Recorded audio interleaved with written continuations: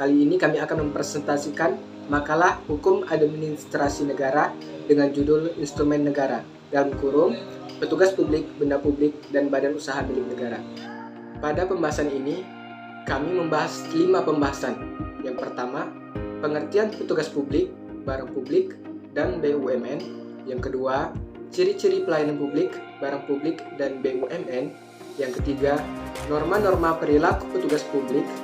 Yang keempat, kelompok pelayanan publik. Dan kelima, bentuk barang publik. Pengertian petugas publik, barang publik, dan BUMN. Petugas publik. Petugas publik adalah suatu instansi yang memberikan pelayanan publik kepada masyarakat. Di dalam sebuah negara, petugas publik dapat dikatakan sebagai instansi pemerintah. Pemerintah memiliki tugas pokok yang harus dijalankan. Salah satu tugas utama dari pemerintah adalah memberikan pelayanan kepada masyarakat. Pelayanan adalah suatu proses bantuan kepada orang lain dengan cara-cara tertentu yang memerlukan kepekaan dan hubungan interpersonal agar terciptanya kepuasan dan keberhasilan. Dan yang kedua, barang publik. Secara umum, barang publik adalah barang yang penggunanya memiliki ciri non-rival seperti udara, jalan, jembatan, dan lain sejenisnya. Pada hakikatnya, pelayanan publik melibatkan upaya penyediaan barang publik atau jasa publik. Dengan demikian, dapat dikatakan bahwa barang publik adalah barang yang untuk pengadaannya dilakukan oleh publik atau masyarakat, sehingga setiap masyarakat mempunyai kesempatan yang sama untuk mengakses dan memanfaatkan barang publik tersebut. Dan yang ketiga adalah BUMN atau disebut Badan Usaha Milik Negara. BUMN adalah badan usaha yang seluruh atau sebagian besar modalnya dimiliki oleh negara melalui penyertaan secara langsung yang berasal dari kekayaan negara yang dipisahkan.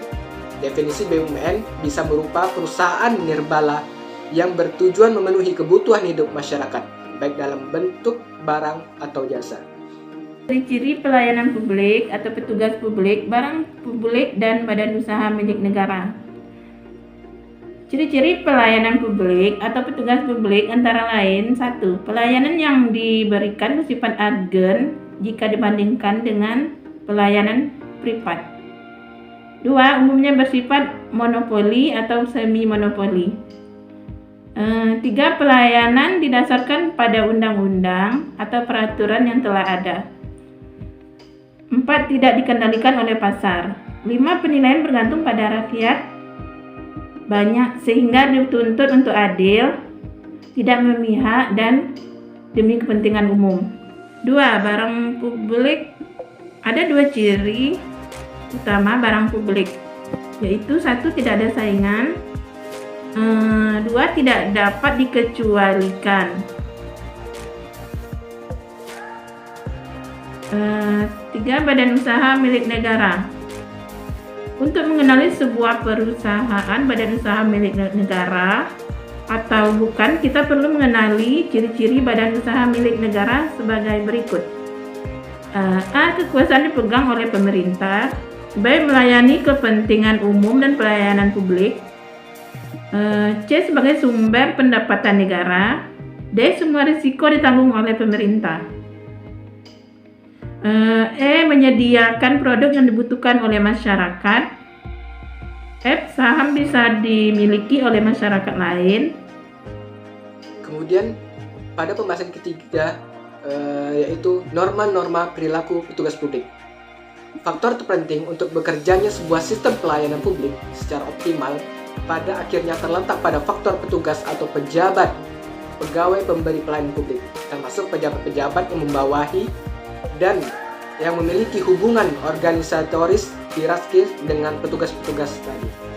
Petugas sebaiknya diarti setara dengan public official atau orang yang bekerja pada sebuah otoritas administrasi publik, dan dalam menjalankan fungsinya tindak tinduk mereka yang dibatasi oleh seperangkat norma-norma yang dituangkan dalam Code of Conduct for Public Officials yang antara lain mencakup norma-norma tentang kewajiban untuk bekerja, Yang kedua, kewajiban untuk menempatkan diri secara netral.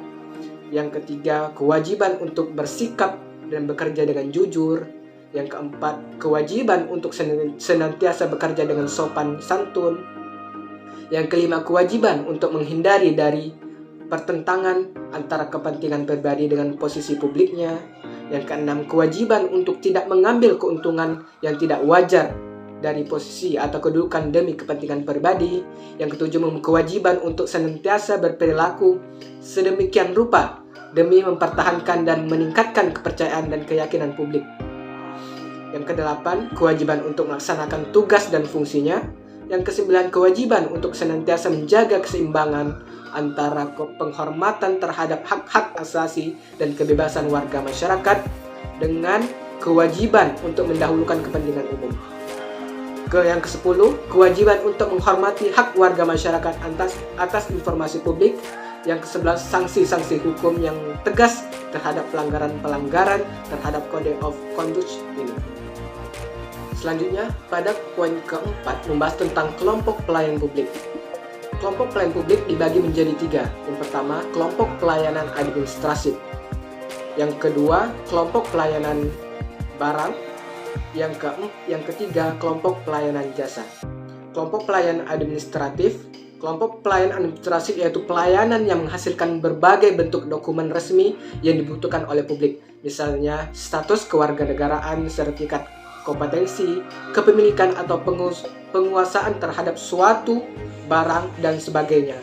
Dokumen-dokumen ini antara lain kartu tanda penduduk atau disebut dengan KTP, akte pernikahan, akte kelahiran, akte kematian, buku pemilik kendaraan bermotor atau disebut SNK, izin mendirikan bangunan atau IMB, paspor, sertifikat dan kepemilikan pengusahaan tanah, dan sebagainya.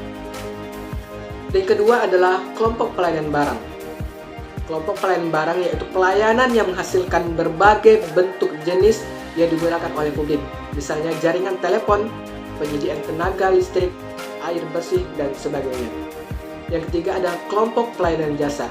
Kelompok pelayanan jasa yaitu pelayanan yang menghasilkan bentuk jasa yang dibutuhkan oleh publik. Misalnya pendidikan, pemeliharaan kesehatan, penyelenggaraan transportasi, pos, dan sebagainya. Pada poin kelima membahas tentang bentuk barang publik, seperti halnya pertahanan dan keamanan negara. Pemerintah memberikan perlindungan kepada semua warga negara jika melakukan pelanggaran lalu lintas. Kita tidak dapat menghentikan polisi untuk menghukumi orang yang melanggar lalu lintas. Dan contoh yang kedua seperti udara bersih, lampu jalan, jaringan radio dan televisi, dan lain sebagainya.